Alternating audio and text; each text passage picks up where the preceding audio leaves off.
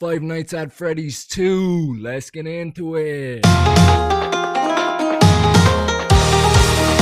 Now, look, folks, I haven't played one Five Nights at Freddy's game. I am watching this movie as a regular old Joe off the street who never played these games in his life. And therefore, I will be reviewing this movie as a regular Joe who's never played the games. Not a fan. Starting off the story and pacing, in my opinion, the story is the weakest part of this movie. There are positives though. I really like the animatronics and the robots, and I love that side of this movie and these movies in general. I want to know more about how they're made, where they are made, who they are, what was the inspiration behind them. Like, I want to know more about the robots. And the movie kind of touches on it. You see schematics and stuff scattered through, but you never get like the fucking meat of it. Like, you never get like the full lore of like what inspired Foxy or Freddy Fatbear or Fazbear. So I love the aspects of the story that involve the animatronics and the pizza places. However, this story revolves around the most boring characters, man. And that's a big problem with the story. When you can't invest in characters, then it's very hard to invest in a story, right? A story needs good characters.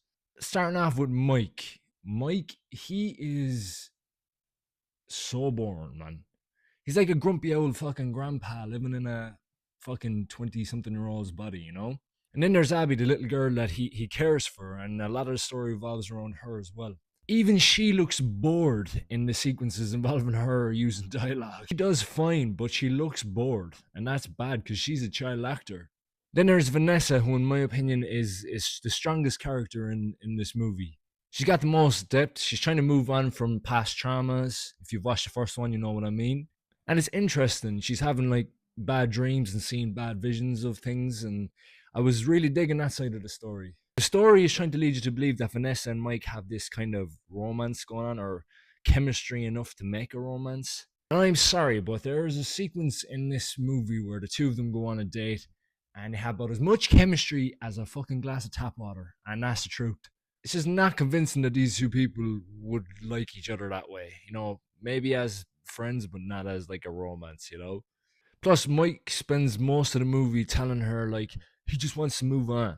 You know, you need to move on. We got to move on. He says that like 5 times in the movie. And I'm like, Jesus fucking Christ, can you give him anything else to say? Like, so yes, the animatronics are starting to terrorize again. There's apparently a second location of Freddy Fazbear's. In fact, the movie coincidentally hints that there's like many locations, so you can see where it's going. It's just trying to open the door so they can make a fuck ton of these movies. But Jesus, hopefully the fucking writing improves in the next few. There's a new threat that's coming from a new location of Freddy Fazbear's, and the story kind of focuses around that threat.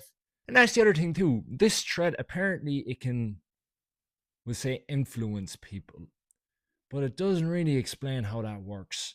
And when it does influence people, it usually happens off camera. So I'm pretty sure the director or the writers don't really understand how it works either.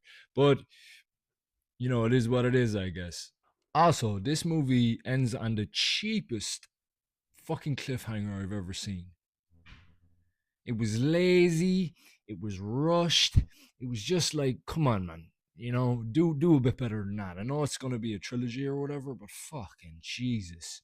The pacing as well. It's not that it's bad. They just don't do enough with the time that they have to keep you invested, you know? A lot of this movie focuses on a science fair, and why? Like, it's no need. Show me more of what's going on at Freddy Fazbear's and the robots. Like, fuck the science fair. Also, a lot of this movie focuses on Fazbear Fest. I'm sorry, I just don't buy the fact that people would dress up as these animatronics that are associated with you know, pizza places where kids get murdered. Overall, story and pacing, weakest part of Five Nights at Freddy's 2. I'm going to go 2.5 out of 5, man. Moving on to the visuals. The visuals are what make this movie. Animatronics, they look really good. The locations where they're being filmed in look really good. I would say the gore looks good, but it happens off screen most of the time. So, that is a PG-13 movie, but you can just tell, like, they're just not showing it because they have to meet the age guideline, and it would make the movie so much better if they showed more of the gore on scene, in my opinion. There's also some good horror visuals. There's a few jump scares, but for the most part, the jump scares, they did pay off. It wasn't just like a random noise or bang in a room, Visuals for me, I'm going to go 4 out of 5. Lastly, the sound, also a very strong point of this movie. The robots, they sound creepy and scary, and that's good. When they walk around, you can feel the impact of their steps, and when they roar or they scream, it gets into your fucking bones. Like, it is good. The horror sounds good, the gore sounded good, even though you couldn't fucking see it. Also, I find the intro song to these movies very creepy and very fun as well, so kudos there.